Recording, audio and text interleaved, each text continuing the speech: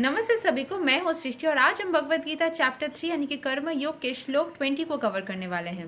रोज की तरह पहले मैं संस्कृत में श्लोक को पढ़ूंगी, उसके इंग्लिश ट्रांसलेशन को देखेंगे और मीनिंग को समझेंगे। तो चलिए शुरू करते हैं। कर्माणैव हि संसिद्धिम् अस्थिता जनकादयः लोका संग्रहम् इवापि संपस्यान कर्तुम अर्हसि. Kings such as Janaka attained perfection solely by performance of prescribed duties. Therefore, just for the sake of educating the people in general, you should perform your work. जैसे बोला जा रहा है, King such as Janaka attained perfection solely by performing his prescribed duties. हम क्या जानते हैं, हमेशा बोला जाता है करते करते practice makes a man perfect. करते करते ही हम कोई भी स्किल सेट में सीख जाते हैं। नेक्स्ट में बोला जा रहा है just for the sake of educating people in general, लोगों को सिखाने के लिए ही अपना काम करो ताकि तुमको देख के लोग इंस्पायर हो या फिर किसी को सिखाते सिखाते अपना जो स्किल सेट है वो और बेहतर हो जाता है। हम अपने स्किल सेट को जितना प्रैक्टिस करते हैं उतना उसमें और बेहतरी पाते जाते हैं। तो यहाँ के एक्सप्लेनेशन को देखते हैं। Kings like Janaka were all self realised souls, consequently they had no obligation to perform the prescribed duties in the Vedas. वो सेल्फ रियलाइज थे, इसीलिए वेदास के सारे जो कर्म बोले गए थे वो आराम से कर लेते थे, उनको कोई प्रॉब्लम नहीं होती थी। Nonetheless they performed all prescribed activities just to set examples for the people in general. सबको इंस्पायर करने के लिए वो कर लेते थे। Janaka was the father of Sita and father in law of Shri Rama. Being a great devotee of the Lord, he was transcendently situated, but because he was the king of Mithila, a subdivision of Bihar province in India, he had to teach all subjects how to perform prescribed duties.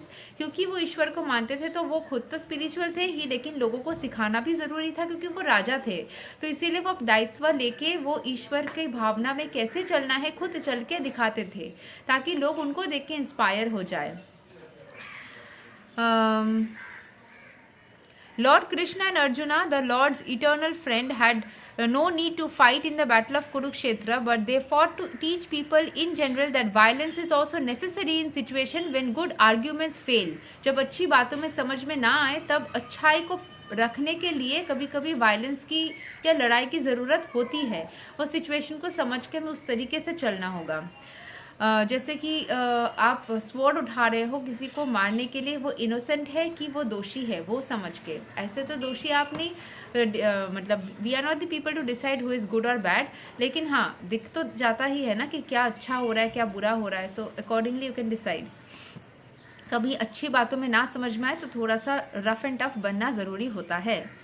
Before the battle of Kurukshetra, every effort was made to avoid the war, even by the supreme personality of Godhead, but the other party was determined to fight. Initially, सारे लोग मतलब ईश्वर खुद भी नहीं चाहते थे कि fight हो, लेकिन सामने वाले पार्टी जब फाइट ही करना चाहता है तो वैसे ही चलते हैं।